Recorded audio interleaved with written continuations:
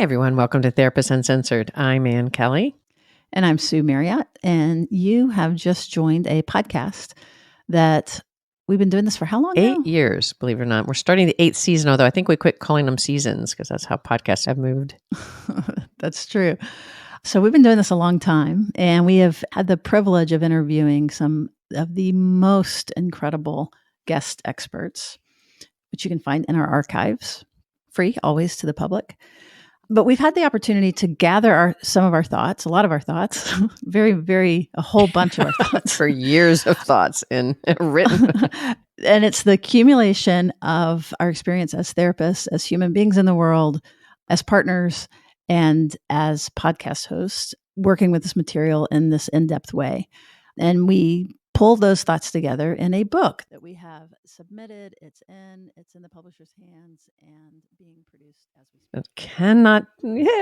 Cannot. Boy, the relief of that is just beyond it. So it's really, really exciting to both of us. It's coming out April 30th. Which is a million years away. And tomorrow. As far as I'm concerned, now that we're finished writing it, I wish I could just hand it out right now. But we've been distracted with that. Not distracted. We've been intentionally focusing on that. And in doing that, as we lift our heads up and think again about the podcast and think about what we want to do, our first thoughts go to our online community, which is consistent with our message, I think, Ann, that we're wanting to build connections and build secure relating and help facilitate connections, which means connections with each other, not just with us. So we already have this incredible community. And because of this community, we have been able to donate a whole lot of corporate, you hear ads and things like that. Some of that goes to... It goes to helping to promote mental health in underserved communities. That's right. Promote it and provide access to those who have traditionally been left behind. So that's one of the things that we appreciate and just want to acknowledge.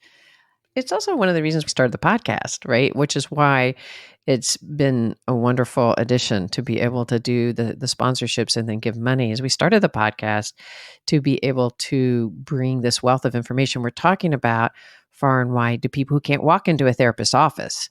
They don't have access, they don't have finances, or maybe it's in their culture. Yeah, so we're thrilled about all of that, and want to spend just a couple of minutes talking a little bit more about the community.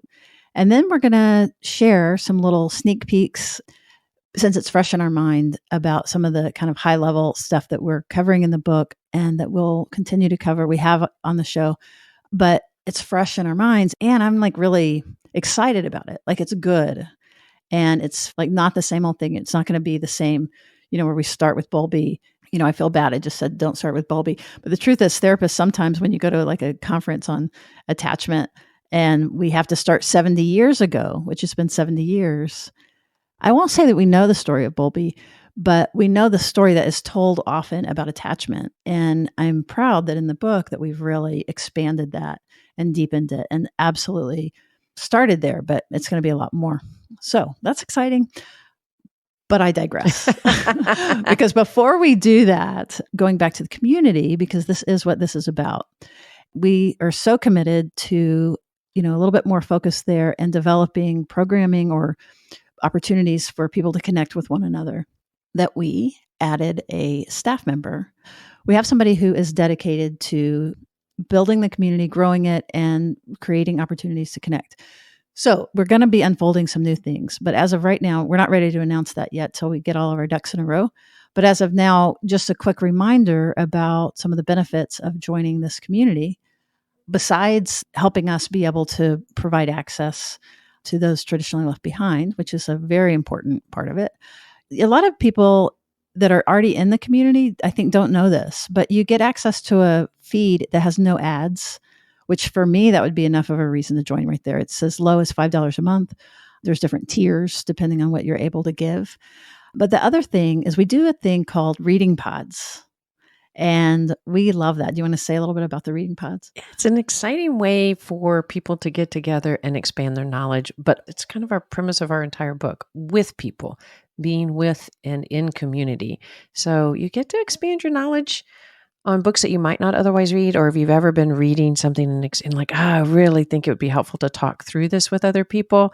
These groups have been great. Some groups, they get together, they work together. They're from all over the world. It's all online, but that they, maybe join for one book and then they expand to start to read different ones and continue. And they form this little network of people that care about one another. And I love that. It's one of our most exciting things about our podcast. Yeah.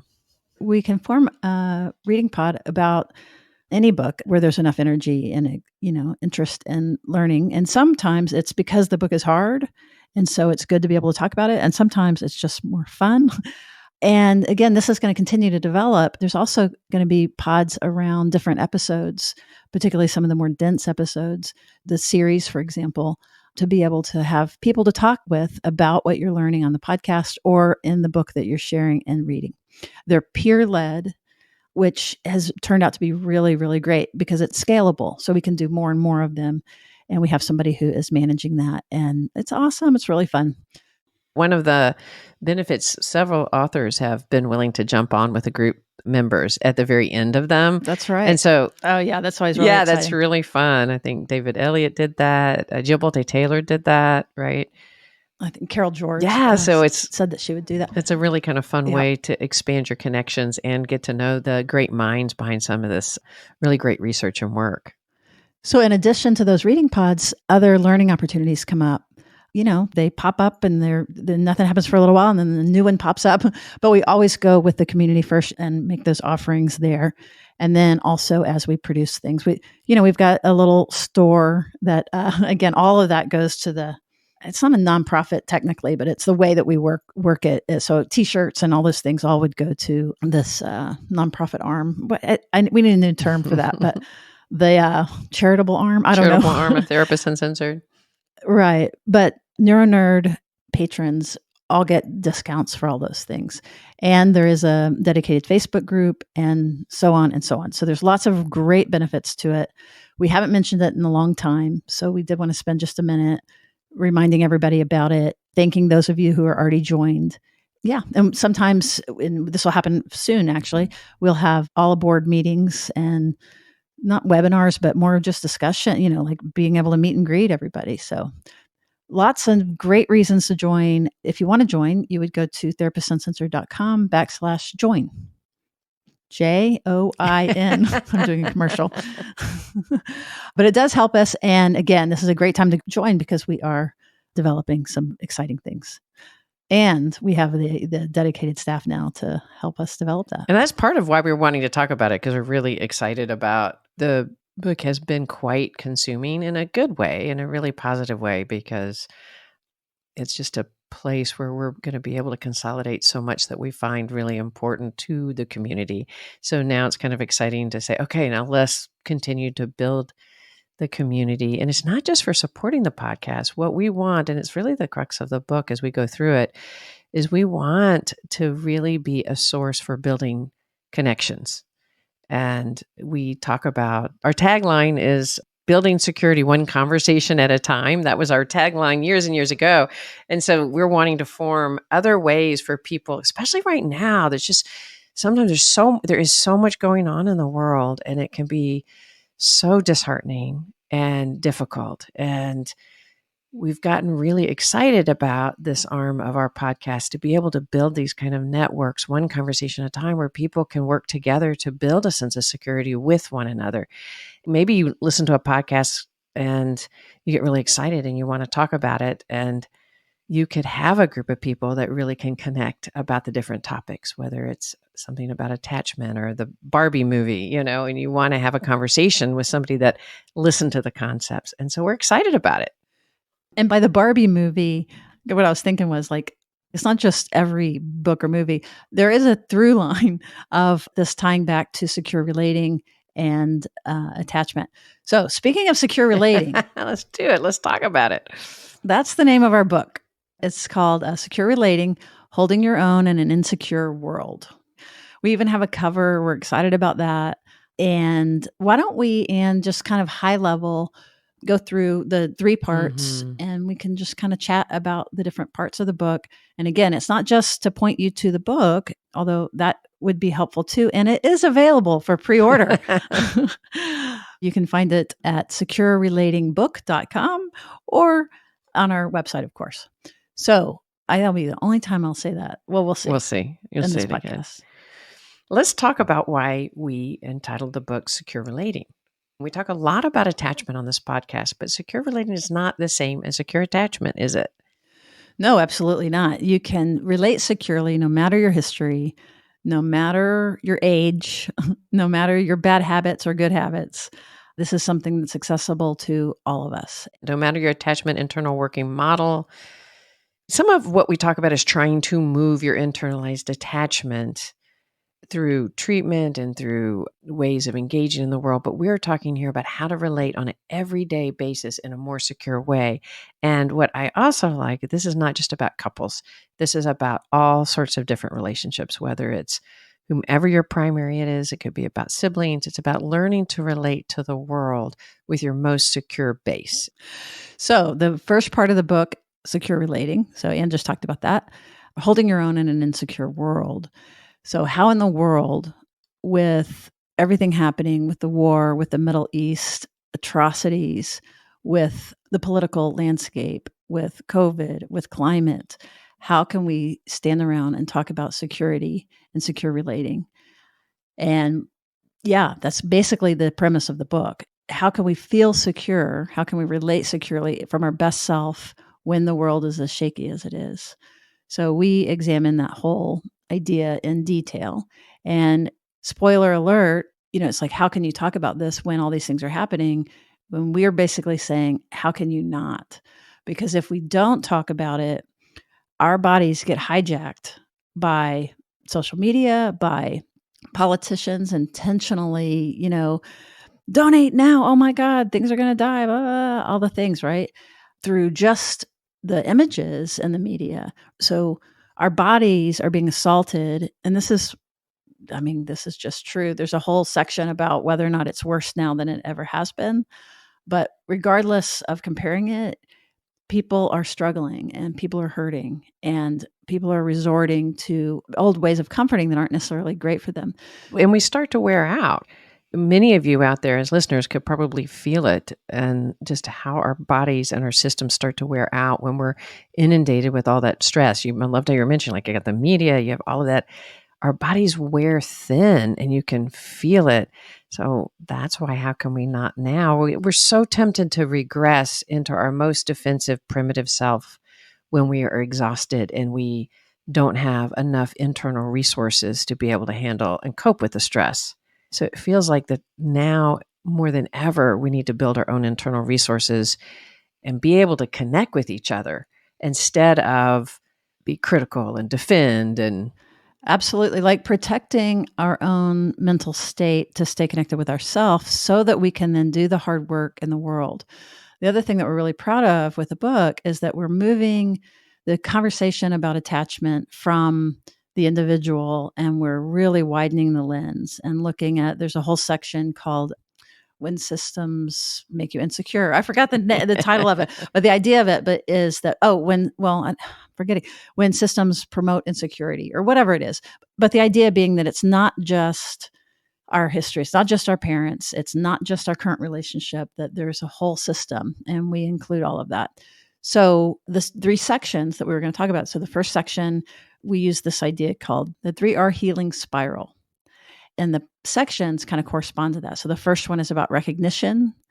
Well, let's go ahead and go into that, Anne. So in section 1 with recognition, how would you describe that? the first part, like you said, is that we can't change anything if we don't recognize it. So that's where we start with the 3. When you mention the 3 R's, it's like all change loops, right? That's why we called it a spiral, right? So we have to start with recognition of, I'm even doing something. It's so hard to recognize when we're in our defense system.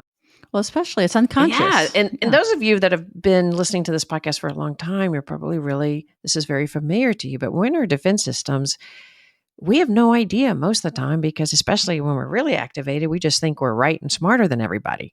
Or we think we're the worst things and everybody else is smarter, but we don't know that's our nervous system activating. So the first part of the book, we really go into some brain sciences to help you understand what's happening in your mind and your body with stress. So it's more familiar. We have a chapter, we called it the Relational Neurobiology 201 or something like that. We're going to give you the need to know about neuroscience and attachment, that you can actually understand what's going on and learn to recognize when you're more in your activated state and when you are in more of a secure relating state. Right. We call it the connection system or the protection system. And a thing that I really enjoyed was that we have characters in the book that you will follow through their journey. If neurons make your eyes cross, then you're going to be in good shape, because we do try to make it relatively easy. And that first section is the brainy, we call it the brainiest section. It's going to be more of the left brain learning, cognitive work, really related to recognition, which was the first R of the 3R spiral. And the other thing I would say about recognition before we pass it is that seems obvious. Like, oh, you have to notice, you have to know you have a problem before you do anything. That seems obvious. And it is. And that's part of, that's not new. But the tricky part of recognition is, if you think about people that that you can tell that they're operating from a defensive place or a snarky place, or, not their best self, but they don't know it. I mean, when we talk about recognition, we're talking about recognizing our own rear end when it's hanging out. And it's harder than it sounds, because so much of this functions below conscious awareness. So it sounds simple, but even with Ann and I, when we have been really trying to practice all of this for all of these years, it still happens. And it's hard to realize that I could not know something, especially when I'm activated. I think I know, and I think I'm right. And if she would just see, I get less and less open to any idea that I might not be right and know things. That's the whole thing. Oh, but if I can recognize that I am so highfalutin, and we give lots of ways to help you do that.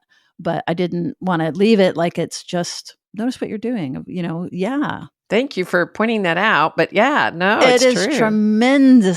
tremendously hard when we're talking about ourselves and we're talking about something that's under our awareness. And I think it's so important to know that once we also recognize things, doesn't mean that we can move that into an immediate change just because we recognize it. So that's kind of the theory of the book, is it starts with, we have to first recognize it before we can do anything. But once we do, then what? Just having intellectual understanding, like, for instance, your example, it doesn't really help for me to say, hey, Sue, you're in a defensive place. You need to stop being activated. Do you see you're in your defense? That doesn't really work. First of all, wait. Let's be clear. You do not talk like that. That's true. It's true.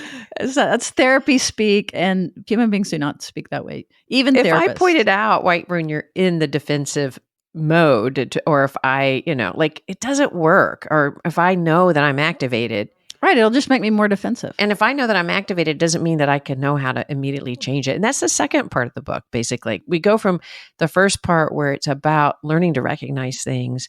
And what I enjoyed in this journey was trying to make it a step-by-step process of building. How do we go from recognizing something to being able to deal with it, and then to being able to make the kind of changes that you really want, rather than just getting angry at yourself or your partner for acting in your defensive and pointing it out. We need to slow down and really think about what's getting activated, have compassion, why it's getting activated, so that it's like, oh, you're getting activated because this important thing is getting kicked off.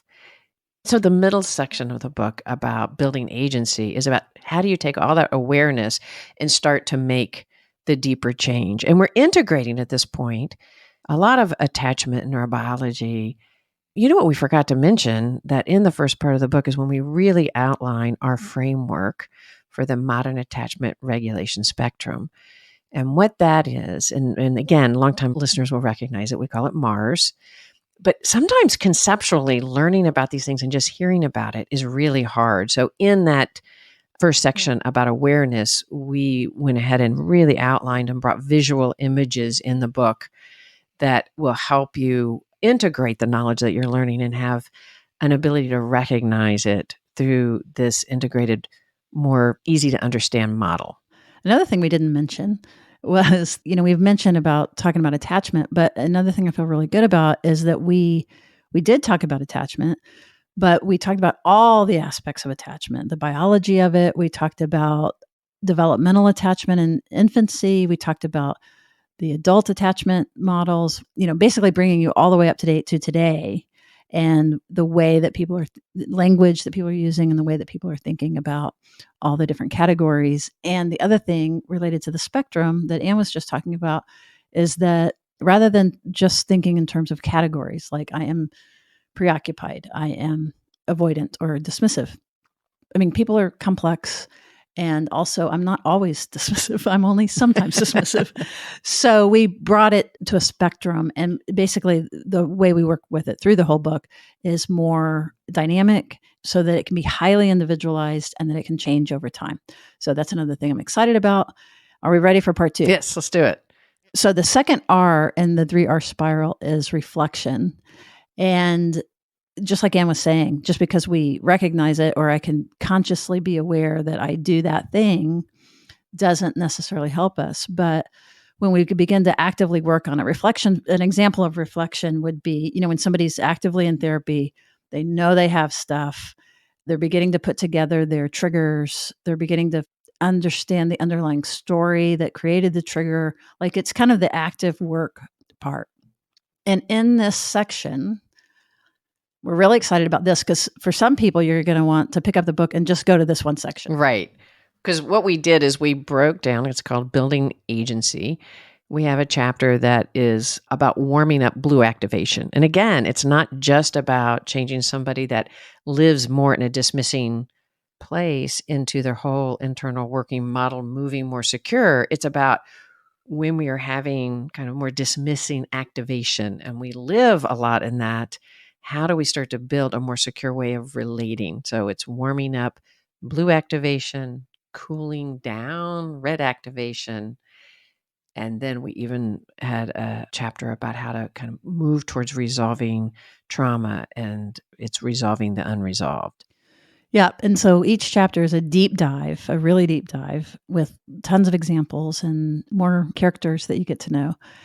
So anything that you want to know. And so I'm imagining somebody that's maybe that leans red or that might be secure, handing this book and turning to chapter 8 for somebody who's a little bit more zipped up and on the blue end of the spectrum. We haven't said this specifically, but longtime listeners will recognize that the colors we're using are related to the model that Anne mentioned earlier, with very briefly with the blue and the left side being more of like a dismissing state of mind, and red and on the right side, kind of up, is more of the preoccupied, anxious state of mind, activated versus like maximizing things versus minimizing things. So that's that. So we're really excited about that. And we really do. And probably the middle of the book could stand alone. But what's good is yes, I can identify myself in, say, chapter 8, but with the knowledge of the part 1, then that's really going to help us actually be able to change something instead of just either feel ashamed or feel called out or getting a light bulb of like, woohoo, yeah, that's me. It's like, what do we do with that? And that's the whole book is designed of like, it's not just identifying something, it's what to do with it. Yeah, one of the sections that I really enjoyed writing and working on is the common dynamics we see. Common dynamics, somebody that may live a little bit more in the red, what kind of common dynamics do we see in the people we've been working with in our own lives, and suggestions for how to intervene or how to deal with these dynamics. So that was a section in each one of these. Yeah, whether it be yourself and noticing it in yourself, but also this is where it gets really fun, is when you're noticing it in someone else, you see that they're in their protection circuit and you can even tell which direction they're in. And then, you're going to be empowered with what to do to try to help cool them off or, bring them back to a more secure place. And then part 3. Yeah, we call that section our rewiring section. Like it's creating deep change. That's right. And it's the third R of the healing spiral, which is the rewiring. And something we didn't mention, this is just how we roll as we kind of pop back and forth, right? But in the first section, there's a whole chapter on when systems create insecurity. And we go into a lot of detail about all of the different, this is actually a really important part of the book that I wanted to highlight around culture, how socioeconomics matter, how race matters, what about gender and attachment? What about polygamy and alternative family systems? How does that relate to attachment? So that's all in there as well. So it was a wide scope, that we covered quite a bit. It's a hard book to stop writing, to be honest with you, because just as we write, there's so much more that we could have written in each one of these sections, but we wanted people to really, and for us to really look at how does race really impact our defense system and how we engage with one another? How does gender impact our defense system and how we relate to the world and how the world relates to us? And how the research has been either not incorporating enough or in the process of incorporating it more. So it felt like it was really a big part of our passion, wasn't it, to make sure that that was really covered in this book. Yes. And, you mentioned, how race impacts attachment.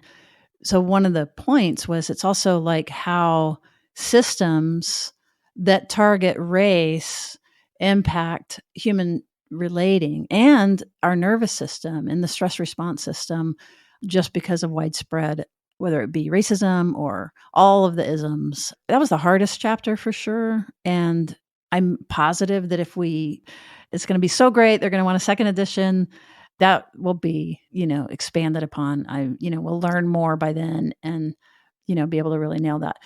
Okay. Third R, rewire.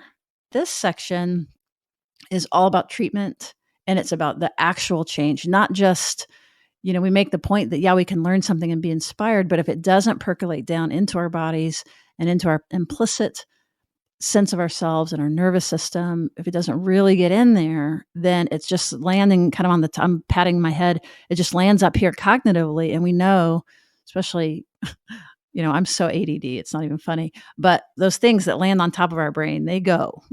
But the things that we've internalized into our body, there's no way to ever forget it.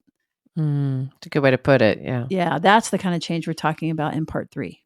Yeah, that's a great way to put it. And how we divided that whole section up is first, let's go back to the core secure relating in an insecure world.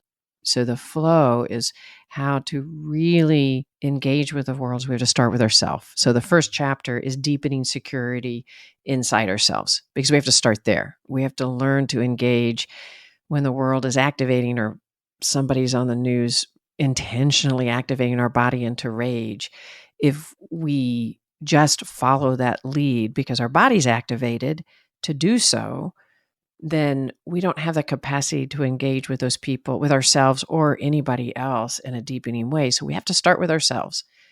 So that chapter is really a deep dive into deeper body work, ways to find more grounding in an individual selves. And then we move to a relational one, deepening security between us and in relationships. But on the individual one too, part of going inward, and this was a thing that we balanced throughout, was there is the intrapsychic, and attachment has historically been very interested. Well, psychoanalysis and psychotherapy has been interested, just in the inner world. And then attachment and what Bowlby did and Ainsworth and everybody was bridge that to it's not just your inner world, it's across. So it's parent child, it's not just the adult sitting in front of you. But if we're only looking at ourselves individually, even if I am secure, my neighbor is not and maybe shouldn't be because of the systems that they're embedded in. I'm thinking in particular right now about our trans friends and family and neighbors and clients and people that we love and so many that we don't know, that there's all this legislation that is really extremely hostile to them. And, there's an exodus from Texas right now related to some of the political things that are happening. So what I'm getting to is how can I be secure when other people aren't? But the reason that we start individually is because if I'm not regulated, I'm not going to be effective at creating change in the world.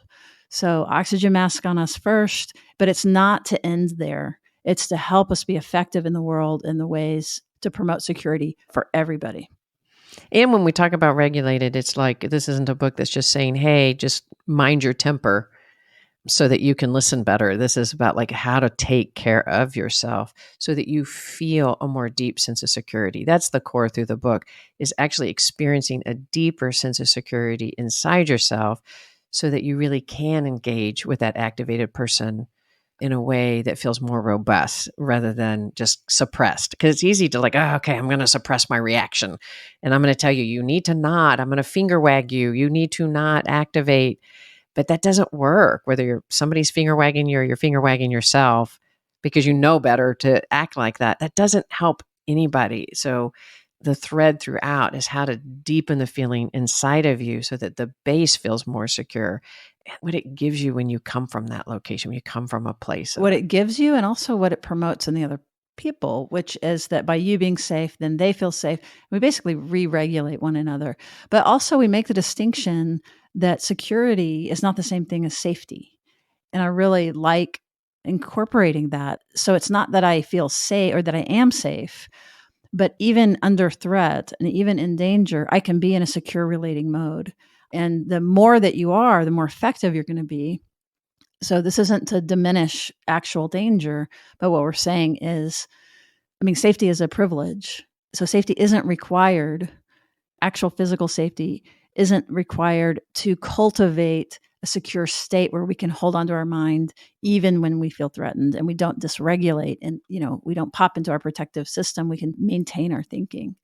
when it leads into the next chapter, doesn't it? Like that's why we start with this one as a state of individual change. And then the next is how do we hold that and then deepen security between us? And you mentioned that, like, as we really take care of ourselves internally, we're promoting a connection with other people that's a more secure way of relating. And again, there is quite a bit about couples in there in the book, but it is also, like I said before, it's about friendships. It's about developing security Children, between us as parenting. parents. Yes.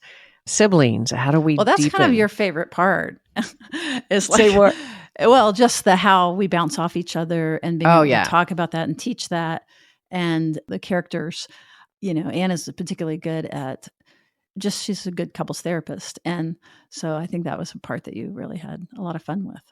That is my passion chapter. I would agree. That's my passion chapter if there's one. Yes. And then the last chapter, I Ah, think it's yes. chapter 13, is about rewiring as a community. And again, we go back to the larger system because we have to, because we are in it and the world is shaky.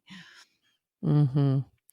It's so funny. I think if I think about the evolution of the book, I think for me, it started more in my mind almost as a couple's book. Yet I think we both sort of ended with a lot of passion in the ending, and that's deepening security among us. Just that's why the title of the book ended up in an insecure world. That it's a really difficult time if we don't learn how to relate to one another as a community and not pot off and just protecting those that we identify with.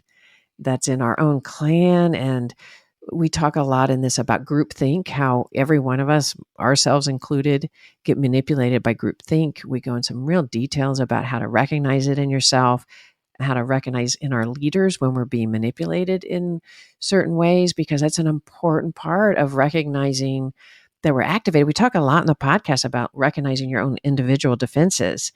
But in this chapter, we're talking about your cultural activation. Actually, I'm thinking more just systemically, right? Like, how are the systems you're living in activating you to be biased, to cut off, to live in your more defensive self, rather than at core, we really want to care about one another. We don't want to pot off. We want to promote community. So that chapter, and it's weaved throughout the book, but it's about learning to be able to connect as a community. I guess, again, we keep saying there's never a time we need it more than now, and that's questionable. But oh my gosh, do we need it right now? That is so true. And the thing is, it's hopeful. And I'm Yes. really happy about that too, is it's hopeful because it is hopeful that we see it every day, people kind of coming out of their own negativity or their own isolation and kind of emerging. But also, there's research that shows that when you're in your secure state of mind, which means that you feel safe enough, your defensive system isn't activated, you're less likely to believe conspiracy.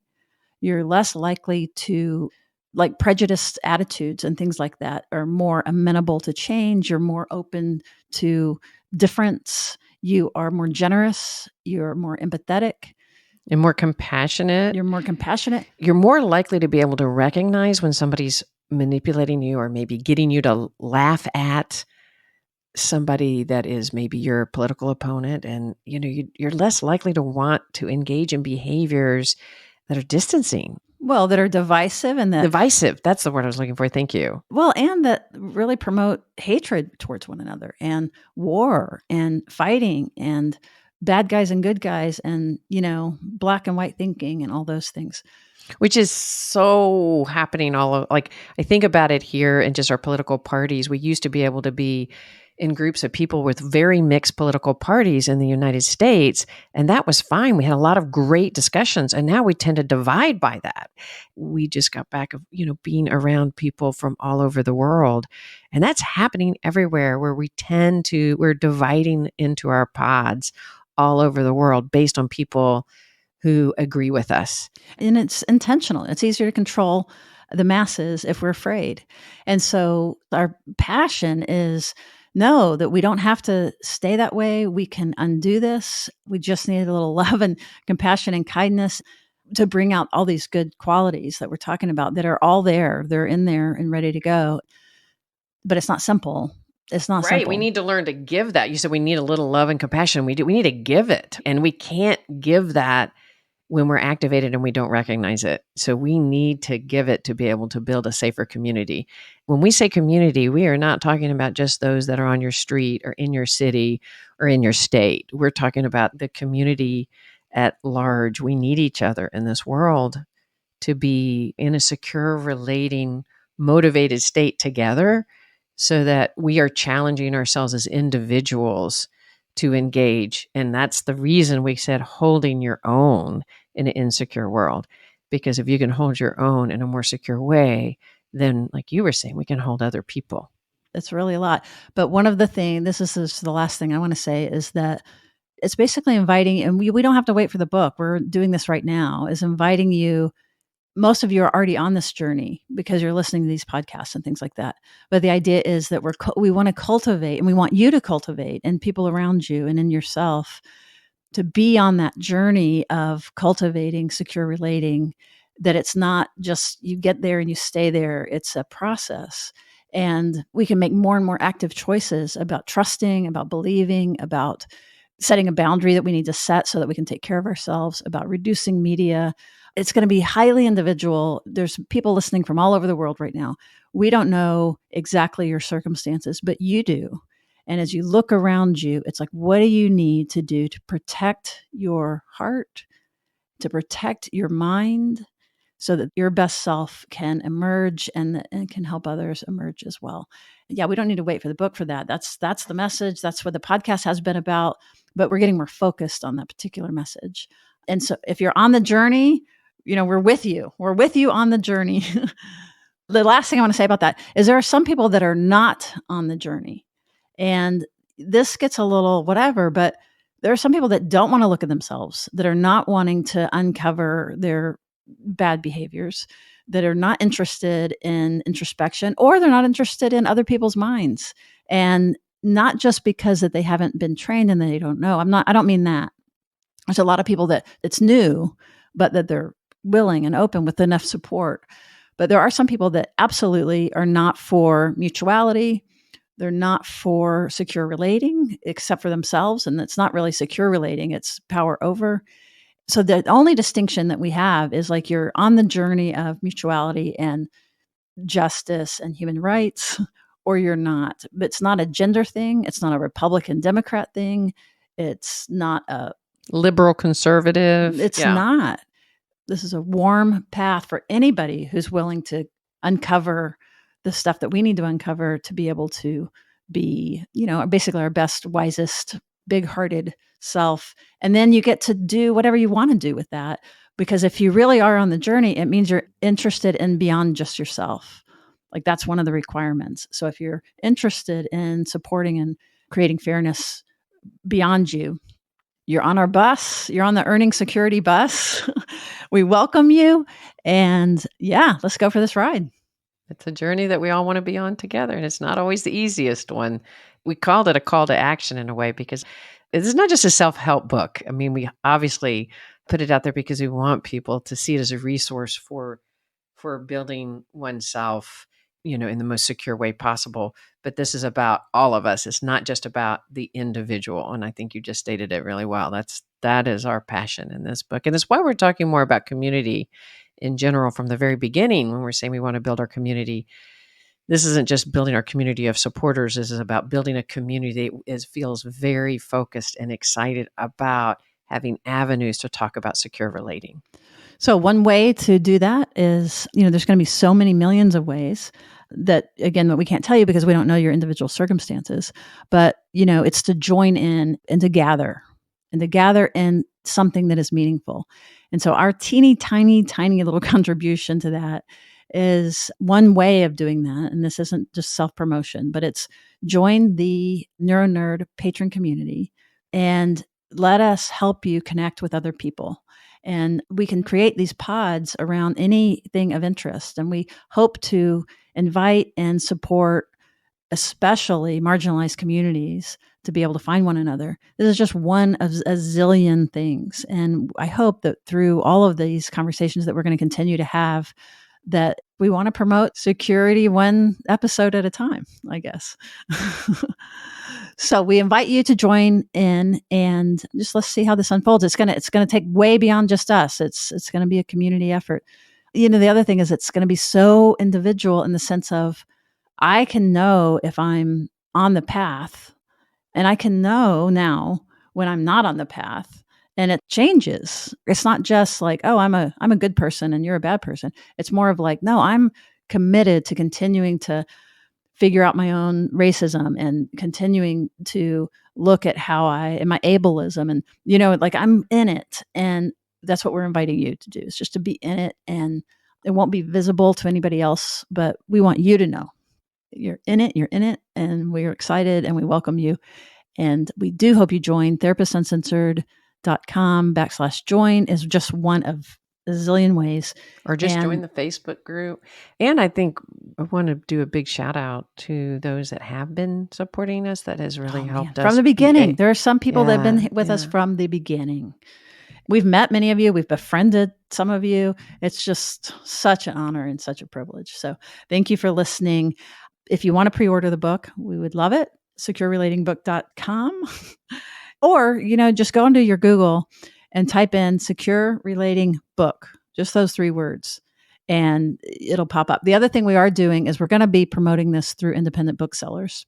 And we encourage you to go to a local bookstore. We're going to have a specific local bookstore that is going to be helping us out, signed copies, all the fun stuff to come. And also, one other thing is we're not going to be talking about this every time.